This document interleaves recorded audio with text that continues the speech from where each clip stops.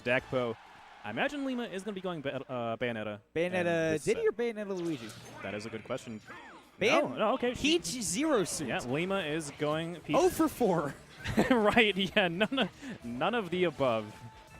So, yeah, I was pretty much under the impression that Dakpo didn't play Zero Suit anymore. But he says that he can do so. Oh, just barely. A little bit too short on that up B. Dakpo taking a little nap there. Taking a little nap. Resting that one off. I think he does play Zero Suit. What I've heard him say in the past is that he does, like, he tri-mains, basically, playing Diddy Kong, Luigi, Zero Suit, and he actually, like, practices all of them equally, but he doesn't generally see the matchups where he would want to use Zero Suit. Right. Apparently this is one of them where he does prefer the long-legged femme fatale, so.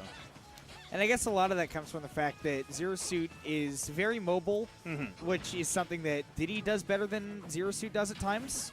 And Zero Suit has a really good punish game, which Luigi does better than Zero Suit at times. So it depends on, if he's got a game where he's like, oh, I just need to have a really good punish game, he goes to Luigi. This is just speculating, of course. We could just ask him.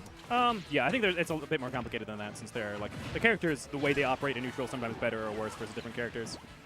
I do feel like Zero Suit up air is going to be the bane of Peach's existence, since she is so aerial-based. Diddy Kong forward air would probably be, like, a little bit similar, but not quite as good coverage, since a lot of times Peach likes to float in from, like, a little bit higher than short hop height. Maybe I got that reverse edge grab with the up B. Ooh, let's see what the punish is going to be. 9. Yeah, down B is going to get Dakpo out of there without too much punish. Oh, I thought he was going to read that with an up B. Okay. That was a really good fake, which not a lot of Zero Suits do. That was pretty dirty. Yes, super mean. So, showing that he can still flex the Zero Suit. Definitely can still flex the Zero Suit, yeah.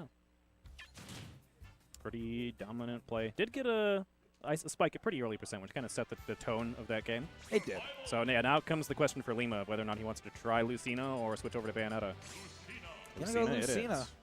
So at some point, he said, I really want to win, and then he said, maybe? Maybe he just doesn't like that matchup. Could be a matchup thing. I mean, he Possibly. Yeah, just try different stuff. I mean, sometimes it's nice to actually just switch to a completely different character for no, like, objective reason, but just to, like, change up your game plan so your opponent has to play differently. Sometimes it can be pretty weird. Like, go from, anti-airing Peach into, like, oh, my character's got a sword, and now I have to space around sword. And that's sort of shindig. Or it could be as simple as you going, you know what? Not really. Bayonetta feels like... Sometimes it comes down to, like, hey, Bayonetta feels like work right now. Yeah. So I'm going to take it easy with characters I'm having fun with. Absolutely. Tournament stress is a real thing. Oh, the perfect pivots from Dakpo just outside of that rising forward air range. Yeah, the thing that I'm noticing here is that Dakpo has been doing a lot of grabs that have not been hitting. And Lima has not been punishing them very hard. So not very hard, no, or if at all. I mean, that's one of the nice ways. Oh, probably a perfect attempt there. But what is one of the nice ways Zero Suit can, like, catch up people who have more range than her than normally, because of the fact that her grab has such high range. So she can kind of do, like, ahead of time and then just pick them up as they're moving from a place to a place. So which can be a little tricky to punish sometimes because it's so far range away. But ooh, wow, the down B invulnerability. That's actually pretty sick. Dakpo's what he's really showing that I'm impressed by with the Zero Suit is that his recovery is completely ambiguous and it's never the same twice. Yes. Yeah, where he's going to actually use the down B, whether or not he's just going to tether and go straight to the ledge, whether he's going to use up B in there somewhere. Oh, wow. Up smash. Catching the tip of Zero Suit's leg there somewhere. That's not something you see presented as a kill option very often. But then again, Lucina does have that option more than Marth does to kill with the smash attacks. Not as much spacing required. Yeah, and up smash in general a little bit more reliable. Gonna get some quick damage, down throw, up air. Kind of risky to go after Zero Suit while that down B is active, but pays off when you have a disjoint. Dakpo trying to bait out the air dodge. Lima not biting. Flip kicks. Dakpo has been ledge canceling really slick. He has, yeah. Okay, interesting down air to mix up his landing. Oh my goodness, I thought we were going to see something completely nuts.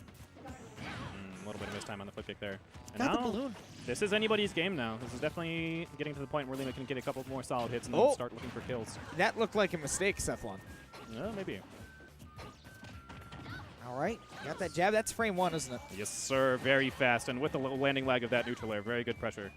You have to wait and decide like where Zero Suit's going to stop in the jab combo or after like the neutral air. Because if you just wait for her to do all 3 jabs, you can actually do something like up smash out of shield. It's very easy punish. But you have to call out that they're going to do the full thing, and you have to stay in shield. Yeah. Okay, quick F tilt. Not a kill move, but going to put on pretty good damage. Lima, up being the wrong way. That's a shame. And that can happen when you're getting pressured off stage that hard. Yes. Dakpo goes so deep with those backers. Yeah, you don't have your jump left. You gotta be somewhere. You want to not get hit by whatever else he's gonna push out there again. Yeah. Things get dicey.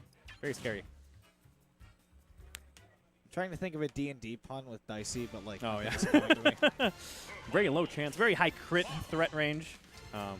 Your DM is using the randomized critical fumble rule sets, which sometimes involve you just stabbing yourself with your weapon.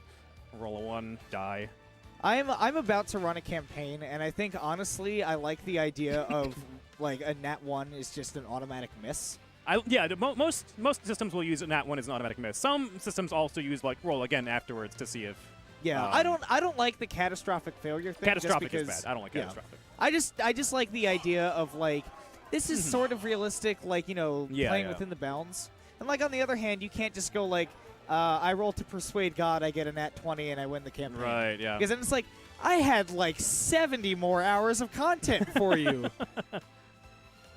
So Austin's sitting in grand finals, and the winner of this next match, Jason and Dakpo, will play him there. Mm-hmm. Austin has been that was a problem for him in 2016.